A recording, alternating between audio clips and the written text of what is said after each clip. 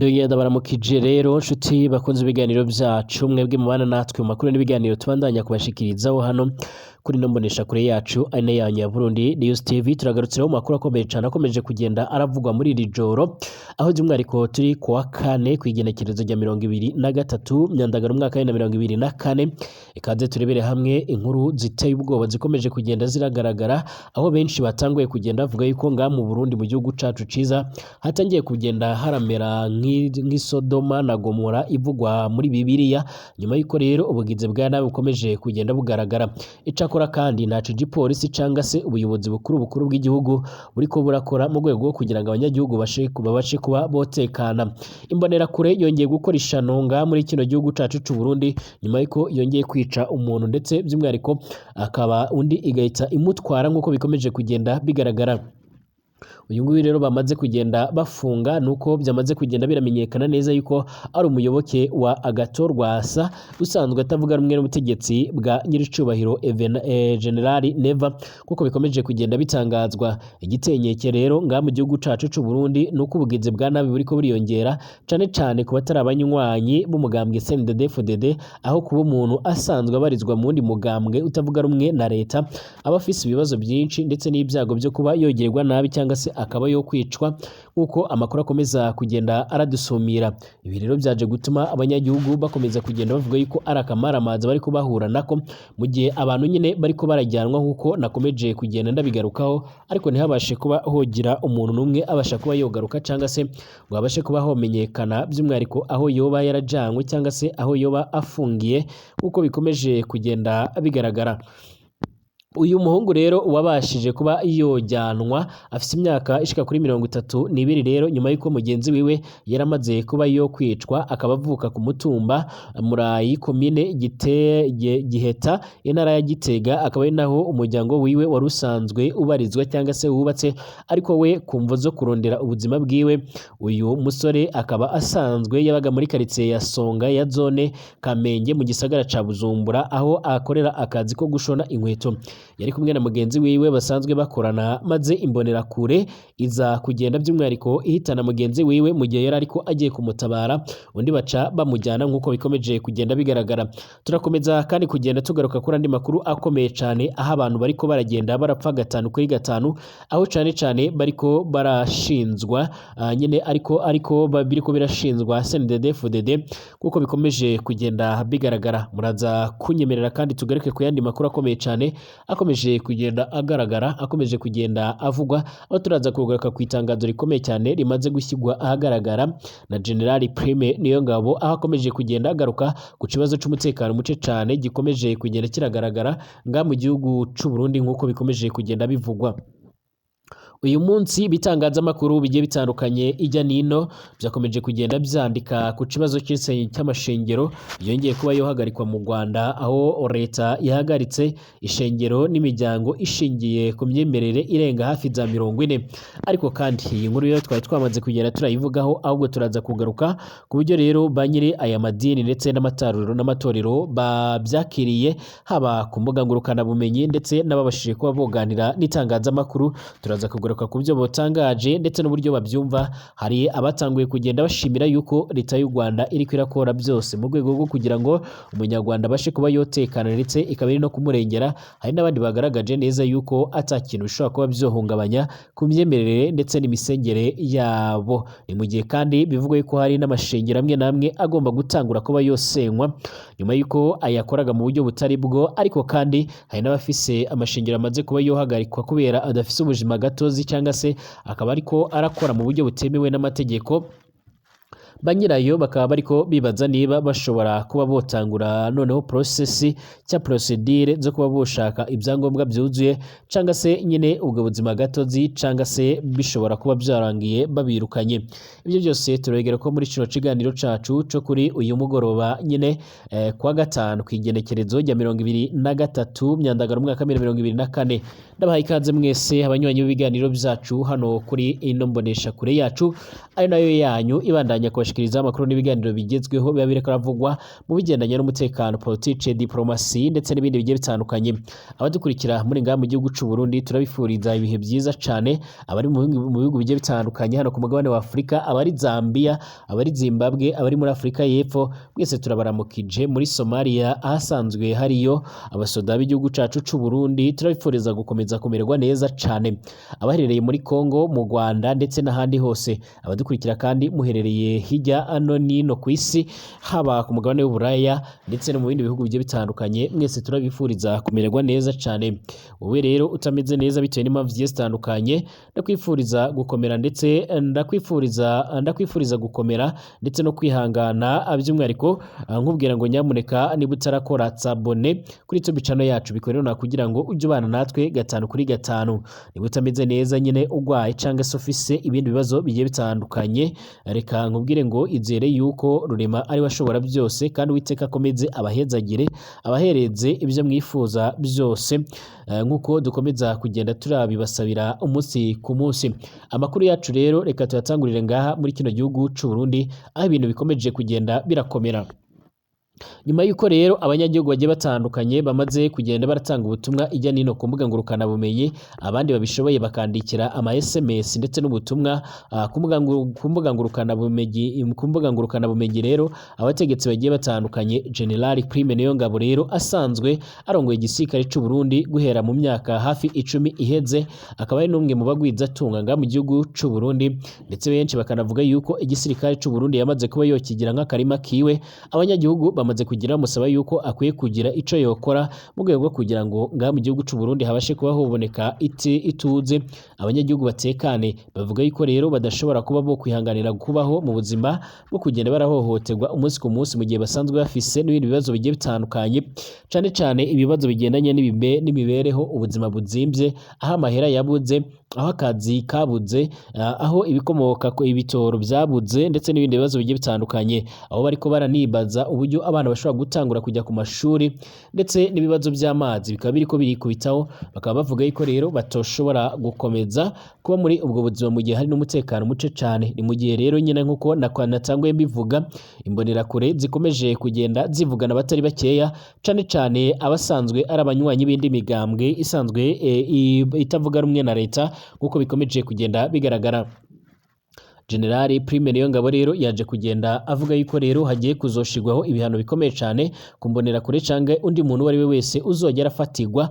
mu bikorwa nk'ibyo ngibyo byo guhitana abantu canke kubahotora canke kuba bofungwa mu buryo butari bwuzuye canke se mu buryo butaboneye. Icakora General Neva rero ashyigikiye yuko imbonera kure zikomeza kugenda zicunga umutekano, aho botanguye kugenda baramugereranya nyene na Payiza mugenzi wiwe, akaba asanzwe n'umunywanyi wiwe wa Kongo, ukomeje kugenda arashigikira abo wazarindo ngo barakomeza n'ubundi kugenda baracungera umutekano w'abanyagihugu, nyamara ari nabo bafata iya mbere rero mu kugerageza guhungabanya uwo mutekano, nk'uko amakuru akomeza kugenda aradusumira. Ubu rero imbonerakure ngaha mu gihugu c'u Burundi nazo ziri kugenda zitwara uburyo zidashatse, icyakora abandi bagashimangira ko uburyo ziriko ziribasira abatavuga rumwe n'ubutegetsi cyangwa se abandi banywanyi b'indi migambwe ari amategeko baba barahawe aturutse ahagana hejuru, nk'uko bikomeje kugenda bigaragara. Nk'uko natanguye kugenda ndabibabwira rero, umunyagihugu yitwa Mawenimana yarafashwe ejo haheze kw'igenekerezo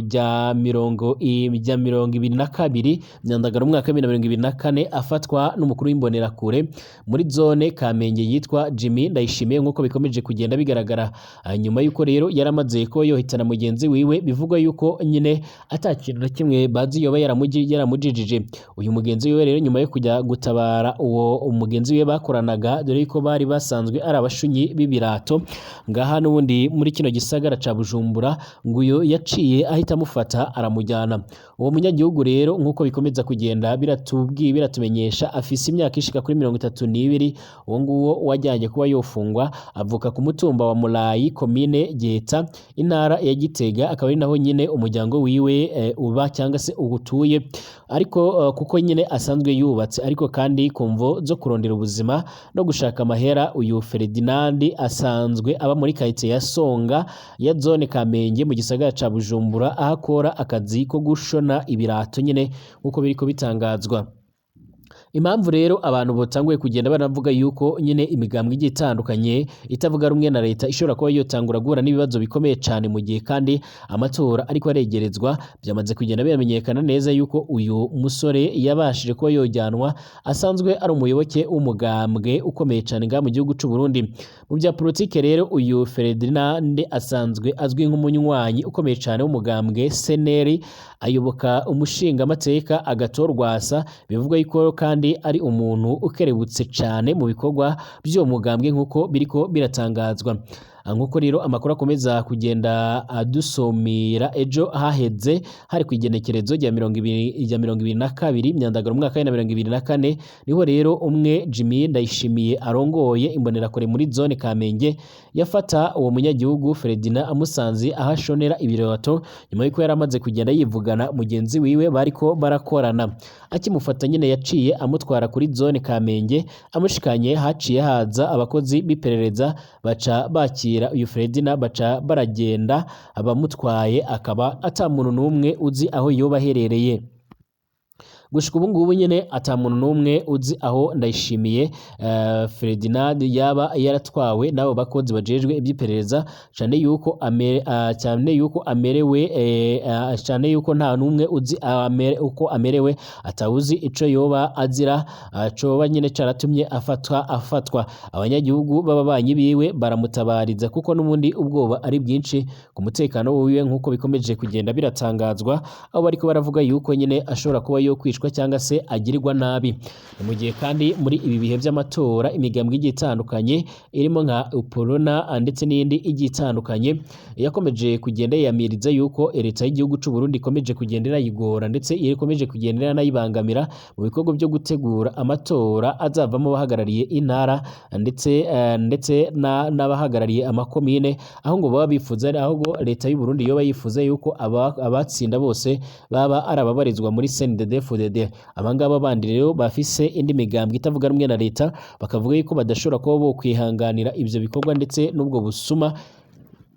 bakavuga yuko biteguye gukora ibishoboka byose mu rwego rwo kugira ngo babashe kuba abo kwamagana ivyo bikorwa byose nk'uko bikomeze kugenda biravugwa. Igihugu cy'u Burundi rero cyotanguye kumera neza nka Kongo nyuma yuko cyotangiye kugenda kirabamo isibaniro ryo kwicana ndetse no kuvucanya amaraso, nyamara nyiricubahiro Evariste Ndayishimiye akaba ariko arabireba atakintu na kimwe ariko arakora. Hari abanyagihugu bamwe na bamwe bashimangira yuko nyiricubahiro Evariste Ndayishimiye ubwo yashikaga ku butegetsi bumvaga neza yuko baruhutse akarengane ndetse no gutotezwa cyane cyane ku batavuga rumwe na leta ndetse n'imigambwe igiye itandukanye, ariko bivugwa yuko rero by'umwariko ibyo batekerezaga atari ko bimeze, ahubwo akaba ari umwe mu bantu bariko barashira imbaraga mu kugerageza kwivugana abatavuga rumwe n'ubutegetsi bwiwe nk'uko yakomeje kugenda abigarukaho. Ibi rero biriko biratera impungenge abanyagihugu benshi, aho bavuga yuko rero badashobora kuba bokongera kumugirira icyizere no mu gihe yaba yongeye kwitoreza kuyobora ikibanza cy'umukuru w'igihugu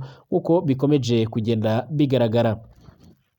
Mu gihugu cy'u Rwanda rero hakomeje kugenda haravugwa ikibazo cy'amashengero agiye atandukanye nyuma y'uko hari hamaze iminsi hahagaritswe amashengero ashika ku 8,000 atujuje ibisabwa. Ubu noneho leta y'u Rwanda yamaze guhagarika ishengero ndetse n'imiryango igiye itandukanye irenga ishika kuri 43 nyine y'amashengero nk'uko byakomeje kugenda bitangazwa. Ni mu gikorwa gikomeje cyo kugenzura niba ishengero zujuje ibisabwa birimo rero n'ingamba z'isuku nk'uko bikomeje kugenda biratangazwa. Amakuru avuga yuko ishengero zigera hafi ku 8,000 zimaze gufungwa zisabwa kuzuza ibyangombwa by'imikorere, izindi zishika kuri 43 zo zahagaritswe kuko rero zidafise ubuzima gatozi canke ibyangombwa bizimira kuba zakomeza gukorera ku butaka bw'u Rwanda. Ni gahunda rero yatangiye ku itariki ya 28 Nyakanga iyobowe n'urwego rw'igihugu rw'imiyoborere aho ngaho mu gihugu cy'u Rwanda ruzwi nka RGB rufatanyije na polisi ndetse na Minisiteri y'ubutegetsi bw'igihugu. kuva rero ico gihe ubu nibwo rero bwa mbere habayeho guhagarika imiryango ishingiye ku myemerere ngo muri ico gihugu c'u Rwanda. Itangazo rya Minisiteri y'Ubutegetsi bw'igihugu rivuga yuko rero rivuga ko yahagaritse rero hashingiwe ku ibaruwa RGB yo ku itariki 22 Kanama umwaka wa 2024 igaragaza urutonde rw'imiryango idafise ubuzima gatozi canga se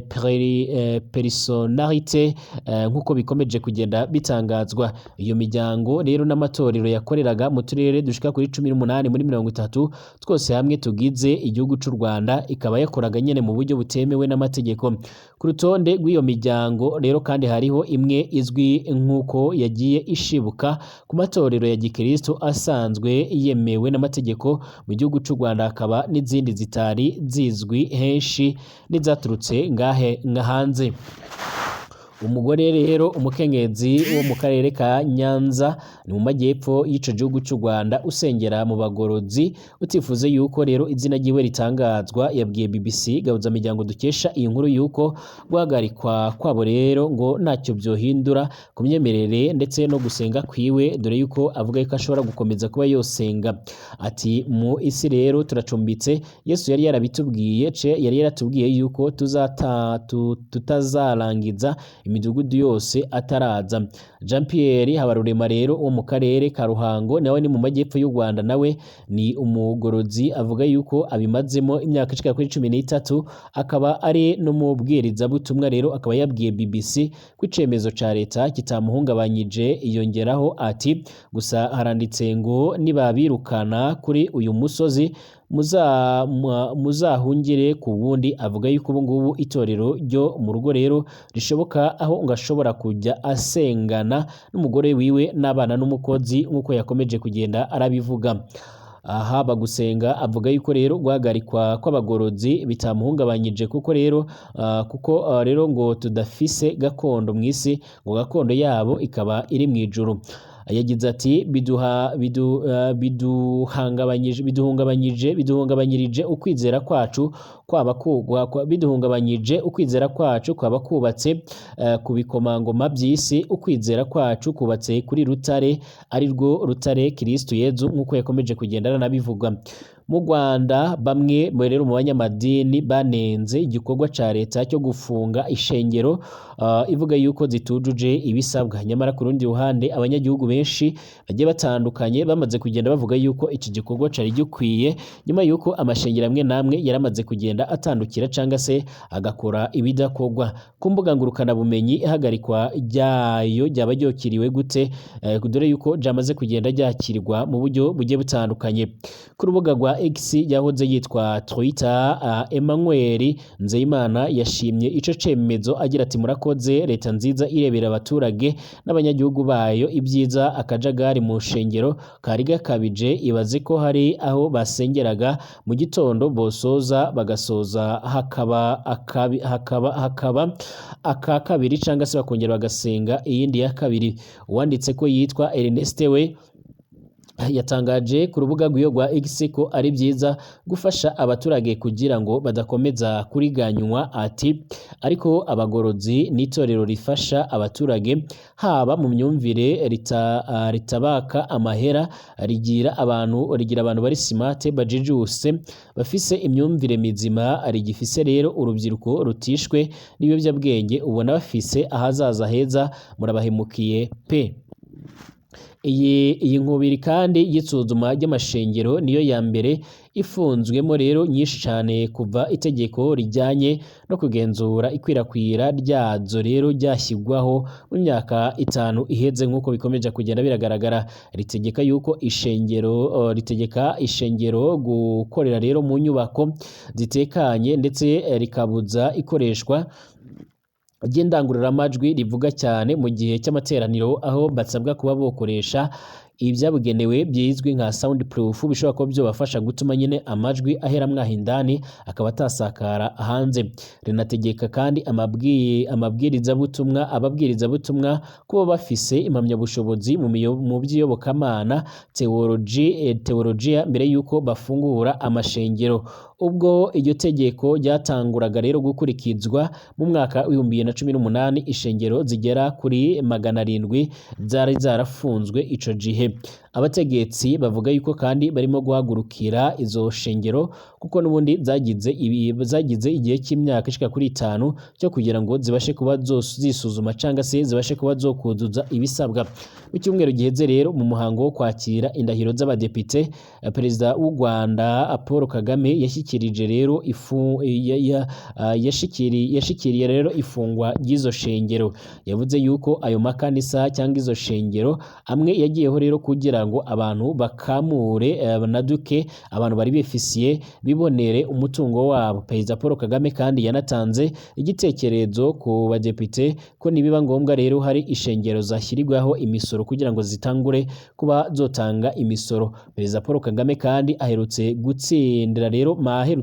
manda ya 4 nka perezida n'amajwi ashika kuri 99 n'ibice birenga kwijana. Abamunenga bavuga yuko ategeka sosiyete nyarwanda igenzurwa mu buryo bukomeye cyane, ahari ubwisanzuye buke bwo kuvuga icyo umuntu atekereza. Icyakora abanyagihugu benshi bakaba bavuga yuko bishimira imiyoborere yiwe ndetse n'ibyo yabagejejeho mu myaka yose amaze imisi arategeka, aho bamaze kugenda bashika ku bintu byinshi cyane bigiye bitandukanye. Abanyagihugu bavuga yuko rero bazakomeza kugenda baramuhundagazaho amajwi, ndetse gushika none abanyagihugu benshi bakaba batanguye kugenda bemeza banavuga yuko rero ici cemezo cafashwe cyo gufunga amashengero cyari ngombwa kandi cyari n'ingenzi. Ni mu gihe kandi hari abapasitori bamwe banamwe bagiye batandukanye canke abavuga butumwa bagiye baragaragara mu busuma ndetse n'ubusambo bwo kwiba amahera y'abakristo canke se y'abayoboke babo, bamwe babizeza yuko bazogira ibyo bafasha cyangwa se bazabona imitungo canke imbyaro canke bagakemurirwa ibindi bibazo bigiye bitandukanye baba bafise, ariko nyine ugasanga ni ibigendanye n'ubusuma, aho bamwe bagiye banatabwa muri yombi bakaba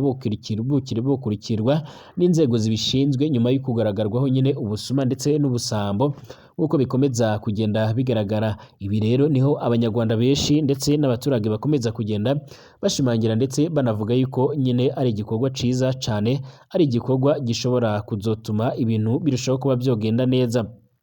Ingwano ziriko zirabera imbere mu gihugu c'Uburusiya nyuma y'uko rero ku itariki 6 Nyandagara mu mwaka 2024 Ukraine yatanguye ibitero bikomeye cyane imbere mu gihugu c'Uburusiya. Byamaze kugenda byemezwa neza yuko Ukraine yamaze kugenda yigarurira ikindi gice kinini cyane imbere mu kino gihugu c'Uburusiya, aho amadrone cyangwa indege zitagira abaderevu cyangwa abapilote ndetse n'izindi ndege zisanzwe ngaha muri kino gihugu ca Ukraine arizo ziri kwifashishwa mu kohereza ibitero bikaze cyane ku ngabo za Ukraine, ku ngabo z'Uburusiya, aho ibitero bikomeye cyane biriko binagera ku mugwa mukuru w'ico gihugu c'Uburusiya Moscow, aho bamwe mu bayobozi bakomeye cyane mu gihugu c'Uburusiya bavuga yuko kuva intambara y'isi ya kabiri yorangira ari byo bitero bikaze cyane biriko birabibasira cyane bikagera no mu mugwa mukuru Moscow. Icakora kandi abo ku ruhande rw'Uburusiya bavuga yuko nabo botanguye kugenda bohereza amakompora cyangwa amabombe y'ibitero bikomeye cyane byifashishijwe mu ndege zitagira abaderevo bariko barohereza nyine hano muri kino gihugu ca Ukraine. Perezida Vladimir Zelensky kandi ayongo icyo gihugu ca Ukraine avuga yuko yiteguye gukomeza gukora iyo bwabaga ndetse no gukomeza kukaza ibitero bikomeye cyane imbere muri icyo gihugu mu rwego rwo kugira ngo Perezida Vladimir Putin abashe kuba yova kwizima atangure kwinjira muri gahunda z'ibiganiro bishobora kuba byorangiza aya mahoro. Hari amakuru yamaze kugenda arashigwa hagaragara avuga yuko Donald Trump, umwe mu banyepolitike bakomeye cyane yigeze no kurongora icyo gihugu ca Leta Zunze Ubumwe za Amerika, gushika none wanatanguye ibikorwa byo kwiyamamaza kuyobora ico gihugu asimbuye Joe Biden wamaze gutanga Kamala Harris asanzwe ari minisitiri w'intebe wiwe. Uyu Perezida Donald Trump yavuze yuko hari amakuru yavuze yuko rero ngo yoba afise ubushake bukomeye cyane bwo gusoza intambara mu gihe yoba baye perezida, aho yavuze yuko impande zombi yazisunikira muri gahunda gahunda z'ibiganiro bishobora kuzabageza ku mahoro ndetse no guhagarika izo ngwano. Icakora abandi banavuga yuko rero ngo mu gihe izo gahunda z'ibiganiro zitaba zikemutse canke zibikemuye ashobora kwifashisha ubundi buryo uko vyakomeje kugenda bitangazwa. Mukomeze kugira umugoroba mwiza rero, ndabashimiye, Uwiteka akomeze kubana namwe.